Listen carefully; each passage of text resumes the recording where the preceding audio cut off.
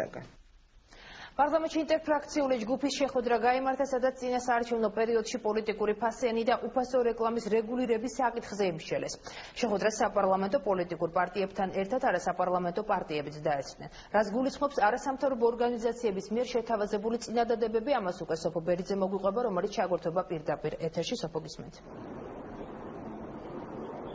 საარჩევნო პერიოდში უფასო და ფასიანი პოლიტიკური რეკლამა იყო ერთ-ერთი მთავარი საკითხი დღეს ინტერფრაქციული ჯგუფის შეხვედრაზე. არასამთავრობო ორგანიზაციების წარმომადგენლებმა პოლიტიკური პარტიების წარმომადგენლებს გააცნეს საკუთარი ხედვები აღნიშნულ საკითხთან დაკავშირებით. არასამთავრობოებს მიაჩნიათ, რომ დაწესდეს ზედაზღვარი ფასიან პოლიტიკურ რეკლამასთან დაკავშირებით და ასევე უფასო პოლიტიკური რეკლამისთვის საჭირო დრო უნდა იყოს ანაზღაურებული ბიუჯეტიდან. არასამთავრობოები ამბობენ, რომ უფასო პოლიტიკური რეკლამისთვის საჭირო დრო განსაკუთრებით მნიშვნელოვანია რეგიონალური მედია საშუალებებისთვის, რადგან ეს დიდ ფინანსურ რესურსის დაზოგვა ხდება ამ დროს და სწორედ ამიტომ მათ მიაჩნიათ, რომ ეს დრო უნდა იყოს ანაზღაურებული სახელმწიფო ბიუჯეტიდან.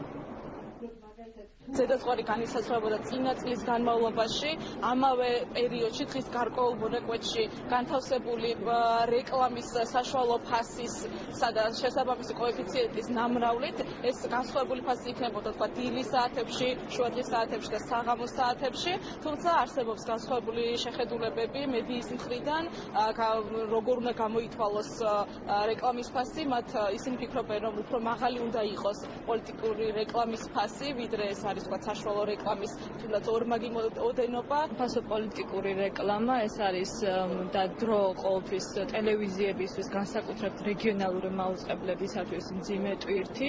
მათ აქვთ მთელი რიგი პრობლემები, ფინანსური პრობლემები და გარკვეულ სიზნელებს აწყდებიან ისინი განსაკუთრებით წინა საარჩევნო კამპანიის პერიოდში.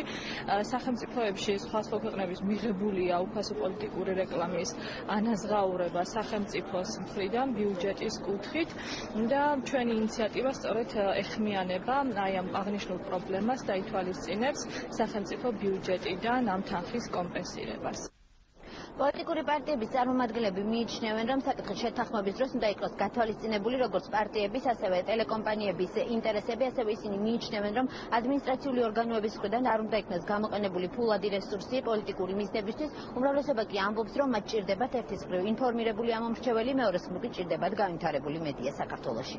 ორი ინტერესი გვამოძრავებს, ერთი მხრივ როგორ მივიღოთ ინფორმირებული ამომრჩეველი, რომ მისთვის ხელმისაწვდომი იყოს პოლიტიკური პარტიები და საარჩევნო სუბიექტების საარჩევნო პროგრამები და შეხედულებები, ხოლო მეორე მხრივ მედიას საშუალებას არ დაუკარგოთ საშუალება და მივჩეთ კიდევ უფრო მეტი განვითარების საშუალება წინა საარჩევნო კლიპების განთავსების, დამატებით შემოსავლის მიღების სახით. ამიტომაც ეს ორი ინტერესი არსებობს. თქვენისთვის რომ დღეს კანონმდებელი გარკვეულ ვალდებულებას აკისრებს მაუწყებელს უფასო რეკლამა გაუშვას და ამის სანაცვლოდ კიდე რეგულირების დაწესება გარკვეულ შეზღუდვას გულისხმობს ტელევიზიებზე, მათ შორის კერძო ტელევიზიებზე, რაც ბუნებრივია მაუწყებლის ინტერესების საწინააღმდეგო. ამიტომ აქ გარკვეული დაბალანსება არის საჭირო და ამ თემაზე დისკუსია უნდა გაიგოს. ძალიან მნიშვნელოვანია ადმინისტრაციული ორგანოების მხრიდან გადახდილი ფულით გაშვებული რეკლამა არ იყოს გამოყენებული პოლიტიკური მიზნებისთვის, იმიტომ რომ ამ შემთხვევაში იცით რომ ერთ-ერთ პარტიას მინისტრი ხავს კანდიდატი და თუ განათლების სამინისტრო რომ ეხლა დაიწყო მისი იქებადიდება დარჩენილ 4 თვეში, ბუნებრივია რომ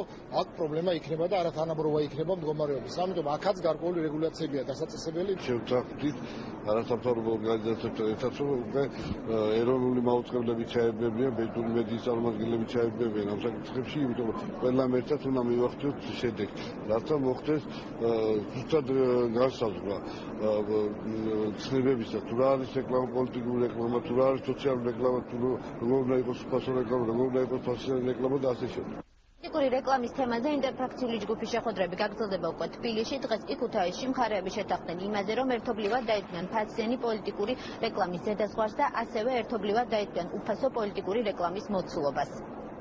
სოფო ბერიძე პარლამენტიდან გვერდთვებოდა, მადლობა სოფო.